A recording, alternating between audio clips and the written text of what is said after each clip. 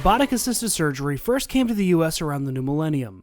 While heart procedures were an early focus, what has happened since then is there are applications across the spectrum now for using it for women's health, for GI, for hernia repair, for kidney surgery, all kinds of things that really have made a huge impact on patient recovery. Surgeons work from a tableside console. Instruments attached to robotic arms are inserted into the body through small incisions. So they're entirely controlled by the surgeon, not by a separate robot or some computer program, but this mimics the surgeon's motions completely. Cardiothoracic Surgeon Dr. Daniel O'Hare says one of the biggest benefits is enhanced 3D visualization. I often tell people, if I just look in the chest and look at the mitral valve, it's maybe the size of a silver dollar, but when I see it on the screen, it's like a big screen TV, and it's my entire vision. So you can see things that really you can't see with standard